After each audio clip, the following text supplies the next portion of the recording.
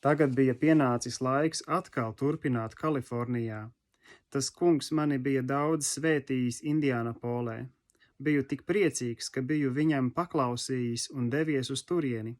Es tur atrados pēc viņa tieša uzaicinājuma.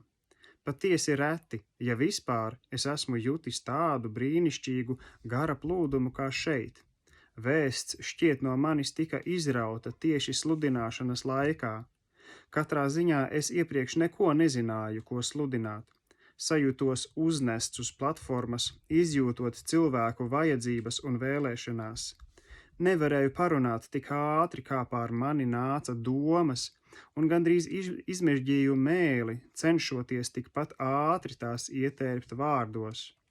Kādā sapulcē, kad es joprojām sludināju, tā kunga nokautie gulēja pārkrituši viens otram pāri pa visu grīdu. Tātad viņš sludināja noguldītiem cilvēkiem. Meklēju sludinātājus man palīdzēt, bet tie visi gulēja izstiepušies uz grīdas. Viens no viņiem bija savas kājas aizķēris aiz krēsla. Tā man bija zīme, ka viņi visi ir nokrituši no Dieva spēka, nevis paši labprātīgi apgulušies. Kāpu viņiem pāri, virzoties uz klavieru pusi, un tad mans ķermenis sāka drebēt zem Dieva spēka tā, ka arī es nokritu pāri klavierēm un paliku pārkāries tām pāri. Tas bija Dieva spēka viesuļu virpulis. Kolorādo Springsā es sludināju 6 reizes. Gars plūda pār mums kā bieza eļļa. Reti esmu atradis tādu brīvību kā šeit. O, kādas iespējas rodas tur, kur valda šķīstums un vienotība garā. Mēs aizsūtījām savas somas uz Losandželusu, nemaz nezinot, kur atradīsim savas nākošās mājas. Kad sasniedzām Pasadenu, tas kungs man parādīja, ka mums ir jāsāk no šejienes. Biju rakstījis brālim Bohmeram, ka dosimies tieši ar šo vilcienu. Kad sasniedzām Pasadenu un mums nebija zināms, kurp doties tālāk, mēs atradām brāli Bohmeru dzelzceļa stacijā mūs gaidām. Viņš mūs aizveda uz misijas namu Marijas ielā, kas tikko kā bija atvērts saistībā ar Alejas misiju. Un tā Dievs visu jau iepriekš mums bija sagatavojis bez mūsu priekšzināšanām.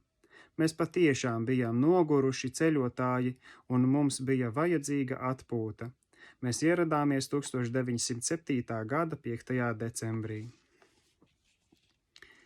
Tātad mājās atpakaļ. Atklājās, ka iesāktais darbs bija nopietni cietis.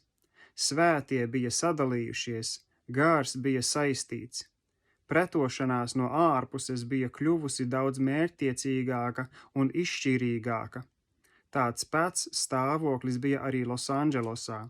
Svētie Alejas misijā bija cietuši lielus uzbrukumus no sava līdera tirānijas, kas sevi neatdeva gara kristībai un miesīgi vajāja visus garu piedzīvojušos.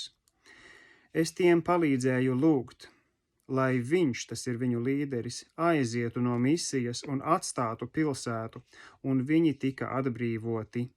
Viņš sevi bija izlietojis darbā un izdedzis. Kolorādo ielā tika atvērta lielāka misija, un arī man tur bija sava kalpošana. Senākais spēks lielā mērā bija iznīcis. Tagad tur bija daudz pakaļdarinājumu, daudz tukšu izpausmju. No bijušajiem viļņiem bija palikušas pāri tikai putas. Tas mani dziļi apbēdināja. Lūgšanu gars bija tikpat kā pazaudēts. Rezultātā bija ienācis daudz kas no miesas un fanātisma. Tam visam ir jātiek piesistam krustā. Mēs ievācāmies mazā kotedžā. Tad viņš nebija mājās. Pasadenā, jā. Ješua. Mēs ievācāmies mazā kotedžā, pavisam tuvu brāļa Bohmera durvīm. Pār mani smagi gūlās aizlūgšanas nasta. Daudz reižu sludināju Hermonas 8. un Kļavu ielās. Kādu vakaru Azusa misijā pār mani kā varens vējš nonāca lūgšanu gars. Apustuļu darbu 2. nodaļa, 2. pāns. Spēks izgāja cauri visai ēkai, mani bija smagi nospiedis miršanas stāvoklis, kas tur valdīja līdz tam. Tā laika līderi bija izauguši bailīgi un nezināja, ko darīt. Viņi sāka drudžaini zvanīt, meklēdami palīdzību.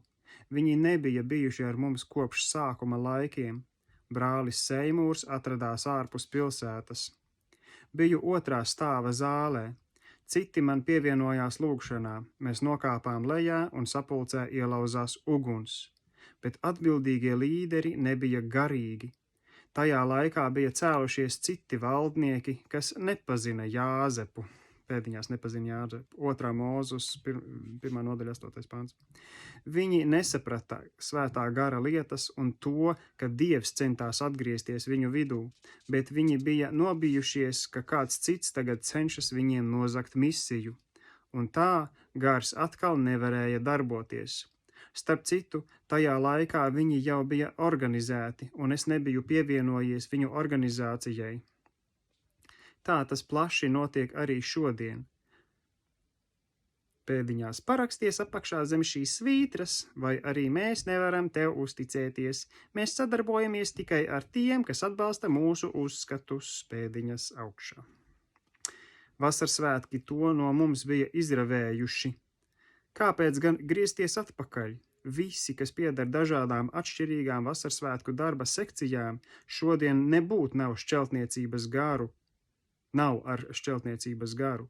Dievs mūs aicina turēties pie ideāla, kas ir viena miesa. Tātad ideāls ir viena miesa.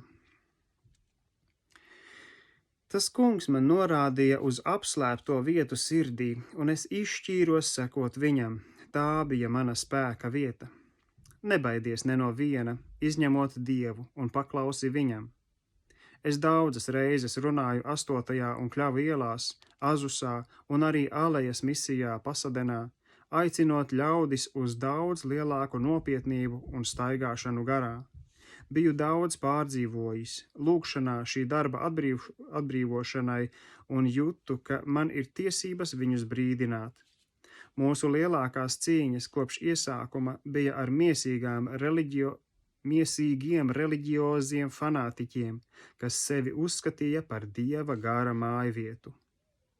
1908. gada 11. martā es saņēmu vēstuli no brāļa Sauthela, kas bija līderis Kristīgās alianses darbā Portlendā, Oregonā. Viņš mani aicināja doties uz ziemeļiem un noturēt viņiem dažas sapulces. Dievs man bija rādījis, ka mēs varam saņemt aicinājumu kalpot, un es apzinājos viņa aicinājumu. Mums atkal no jauna bija jādodas uz ziemeļiem un austrumiem. Brālis Bohmers tagad bija saņēmis kristību un nolēma doties darbā kopā ar mums. Man šķiet, ka mēs atgriezāmies zināmā mērā tikai tādēļ, lai viņu dabūtu ārā. Visu ziemu aicināju svētos pavasarī izšķirties, doties kopā ar mums Dieva darbā. Kad atsākām savus ceļojumus, mums sekoja apmēram 10 brāļu uz dažādām vietām. Jutu uz sevis visas pasaules izmisuma saucienus, un tie smagi gūlās pār mani. Tas kungs man rādīja, ka mums viņa dēļ būs jāšķērso okeāni. Vēlāk tas īstenojās. Kā Amjēnas Pēteris, iekavās arī Pēteris vientuļnieks, kurš dzimis 1050. gadā Francijā, klostera dibinātājs, tiek uzskatīts kā viens no galvenajiem pirmā krustnešu ceļojuma iniciatoriem. Tātad Amjēnas Pēteris.